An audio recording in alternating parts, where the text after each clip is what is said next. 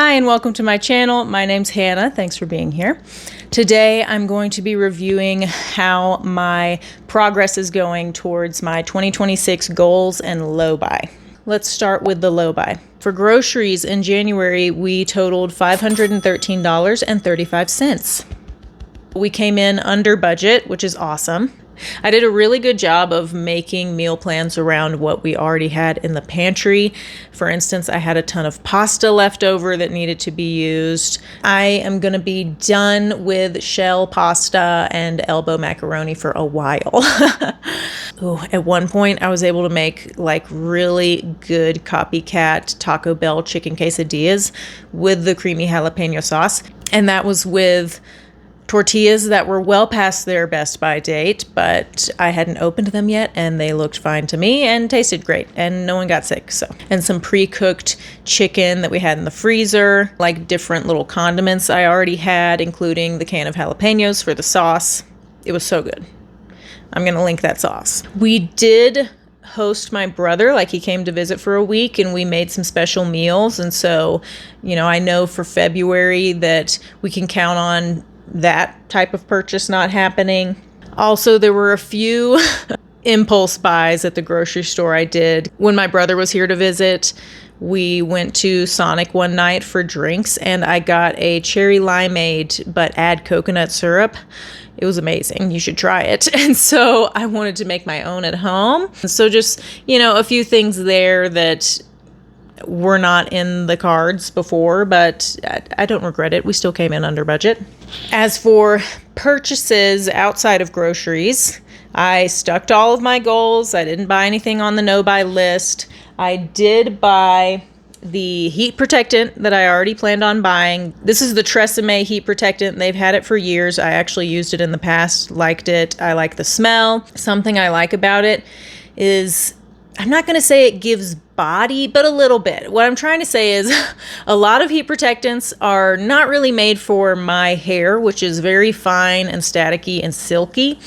And I feel like a lot of them will cater towards trying to make the hair even glossier and silkier, and that just weighs down my hair and just exacerbates the problem. This does not do that, which I really appreciate. It actually kind of gives my hair a little bit of body. I'm not saying it's like a root lifter or anything, but it helps make my hair a little bit less staticky and silky and a little more like strong, slightly more coarse feeling. So a little bit bodyful in that way, which is nice. I did not use it today. I am currently sick. Yeah, I didn't really do anything to style it today, hence the headband. I also bought the dry texture spray that I spoke of. I tried this Tresemme dry texture spray. Not a fan.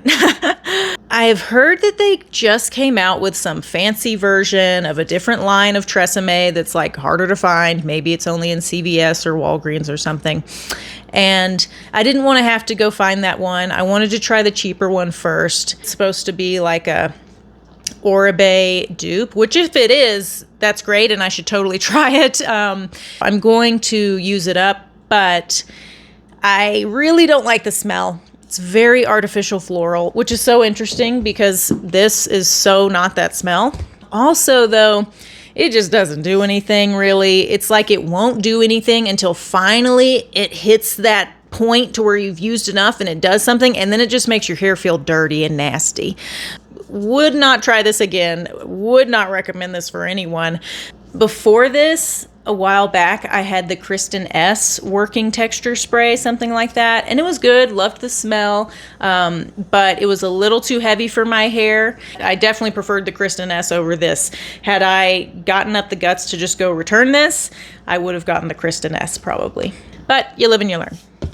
I was so tempted to almost break my rules, like just a few weeks into having rules, and I very nearly bought a cute controller for my computer to play games on because my brother helped me download a bunch of emulators, which is so fun. I've gotten to play Wind Waker again, which I'm so excited about. I've been waiting years for that.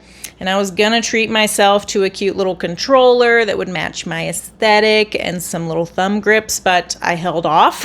I'm going to put it on my Christmas list, and then maybe next year I'll buy that if I continue to play the games on my computer. And that was about that. Okay, so for my goals with YouTube, to just post a video, check, I did that. It was the video about my rules for 2026. For my business goals, I have made some progress. First of all, I had a meeting with the Small Business Development Center in my area. It's free business advice, basically, and I should have done this years ago. If you have a small business of any kind, please go find these resources. They're out there. It's free. And the very next day after that meeting, I sent emails out to all of my clients telling them that in a month, rates are going up. Glad that finally it's all based on location. I have a base rate, and then the further you are away from our storage unit, the more money it's going to be. And this is great because if the people who are really far away decide, no, I'm not paying that rate, that's totally fine. If I wind up just getting a bunch of clients in my base rate zone where there's no additional charge, great, because then traveling from one clean to another is going to be so much easier. I have also put up a job posting on Indeed, and I made like a Google form employment application that people have been filling out. I've got lots of people to talk to, so it's going really well. I'm excited. As for fitness, I did it. I did my 5 days a week, 10 minutes a day physical activity throughout January.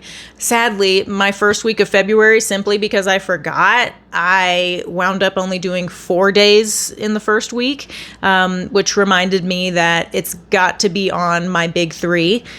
My big three, you can learn more about that in this video, wherever it winds up on the screen. Basically, it's just how I plan my day. If I expect to get those 10 minutes in, it's got to be on my 3 things that must be done today list. As for the exercises, it was majority stretching, which again, I told myself that that's fine. Towards the end, though, I was craving some real exercise, something to push myself more, and I found a 10-minute dumbbell exercise, like full body workout, a 10-minute ab video, and 10 minutes cardio, and that was great. I would like to implement those more going forward. So as for mental health, spirituality, all of that, I did find a doctor that supposedly takes my insurance. I finally called her yesterday and left a voicemail. Haven't heard back yet. Also, I found this book called This Beautiful Truth by Sarah Clarkson. I'm basically going to read my journal entry on this. It's about how God is not the creator of any evil, and it is not his will for us to suffer.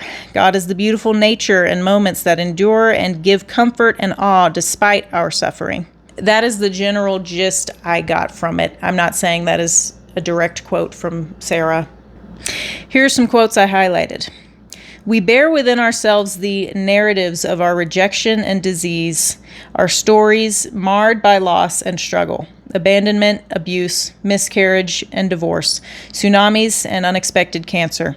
These are the daily, pervasive, personal realities we taste and touch. And the story they tell us is of a world so evil, so shattered and grieved, that we wonder how goodness could ever have been. In the shadow sight it sets upon us, we think of things like beauty or hope, story or song as frivolities that only distract us from the single great reality of our grief. Bars, yes! That was the effect I feel like the fire had on me the most. Was before the fire, I wrote poetry and songs, I drew, I was so creative and had fun with art and wasn't ashamed or worried about not being good at it. I got to enjoy it by myself, with myself. And after the fire, I kind of despised any of that stuff. I thought it was silly. People who were artistic or poetic annoyed me.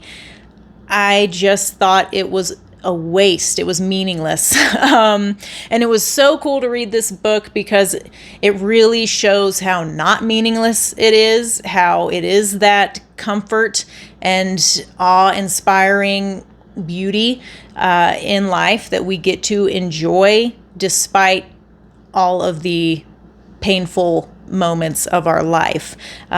Just because there's pain doesn't mean beauty doesn't exist.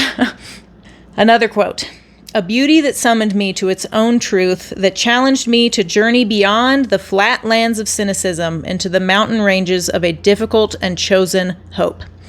It highlighted to me that, yes, first of all, cynicism is easy. It's the flatlands, easy to navigate. You can see all around you, easy to, there's no elevation dip or climb.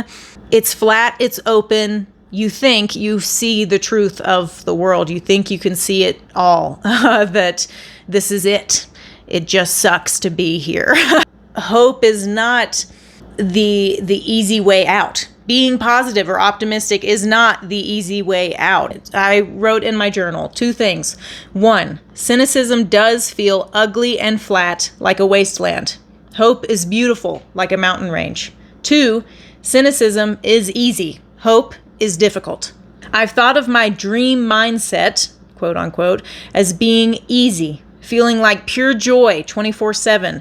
But I'm beginning to learn that resilient, hopeful, optimistic mindset won't come easy. It will be constant work, whereas cynicism is constant pain. Another quote that resonated with me was, my brain, would tell me that we are unprotected and unaided, alone in the shadows with everything we love at risk. Ooh, yes. I mean, come on. That is how I felt so often and still often do. Just feeling like, nothing is here to protect me or the ones I love. This could all be gone in an instant. and not being able to move on from that negative thought and belief. So I'm really glad that I came across that book. It was beautiful. I still have one more chapter to read of it. I've rented it, or whatever you want to call it, borrowed it from the library, and we'll be finishing it because I'm sure something profound will be said there. I used to have this feeling that I so wished the fire just had never happened, that I had never had that bad experience because it left all of this negativity on me and affected me negatively in so many ways. Also, I remember during the fire, watching our house burn and thinking, we're not the type of family that this happens to. And instantly realizing, every family is the type of family that some type of tragedy could happen to. I wrote in my journal, I actually don't want the ignorance I had before the fire. None of us have plot armor. And knowing tragedy could strike any moment has made me appreciate every non-tragic moment. It put things into perspective. I have more gratitude. So with that being said, I recognize that I actually don't want to be delusional and pretend it never happened and that my life played out differently. So that's a step in the right direction, because that is how I felt. In fact, I actually have been with a therapist for a while now. She just doesn't take my insurance. And I originally reached out to her because she does do some hypnosis if you want. It's mostly just been talk therapy so far, but we're going to start diving into the hypnosis soon. And I originally wanted her to basically make me crazy, make me delusional, make me think this never happened. I was hoping I could somehow convince myself that I had different memories, which I know is crazy, but I just was so distraught by this. I wanted it to have never happened and to have never touched me and affected me. Through this, I've realized that's not the case. I am actually glad, and it's a good thing that I learned so early that none of us are immune to tragedy. It just makes me appreciate life so much more. Ever since then, I have seen life for the gift it is. So, here's kind of my plans going forward. With the groceries, I'm curious how much the bill's going to go up as we run out of back stock from the pantry and freezer. However, I'm already like halfway into February and have only gone to the store once, and I think the total was like $150. So we're doing pretty good. Also, I was lucky enough to get a lot of free like eggs, a big thing of hummus, and I did buy some $1.99 on sale, like organic little peppers that I need to cut up to eat with the hummus. But I got all that other stuff for free from an Airbnb. But shout out to everybody who leaves groceries at Airbnbs. Thank you, for real. I will say I'm craving fewer carbs and more vegetables and fruit, though it is winter, so it's pretty normal to not have a ton of veggies and fruit. I also just need more protein, and those are expensive, or at least more expensive than basic grains. So we'll see how it goes. Also, I just watched a video about the chicken and other meat that is in the grocery store typically, and it has me wanting to buy like local stuff instead from local farmers. In the future, maybe 2027, we could go to buying a lot more local as long as we're really planning our meals intentionally, and it would be okay to me if it went back up to $800 a month. I know we can afford it, and it would be worth it to me. For YouTube, I'll be posting this video. This might be the type of video I do every month, but no, I have other ideas. But I realize, like, hey, it's okay if this year is all about those goals, and it helps keep me accountable. For the business, I will be conducting my first interviews with complete strangers. So that's going to be really fun. I have a small business development center meeting next Tuesday, and that is going to be the discussion mostly, is preparing me for those interviews. Very excited for that. As for spirituality, like I said, I went back to my old therapist, and next week we're going to start the hypnosis. I'll let you know how it goes. Just so you know, in case you were thinking that sounds a little woo-woo and scary, this is not like hypnosis from a magician. She's not going to make me balk like a chicken. It's basically just getting me in a very relaxed state and allowing it to be easier for those subconscious thoughts to come up so we can address them. So yeah, nothing crazy is happening. She's not going to hold a clock in front of my eyes or put a crystal on my head or whatever.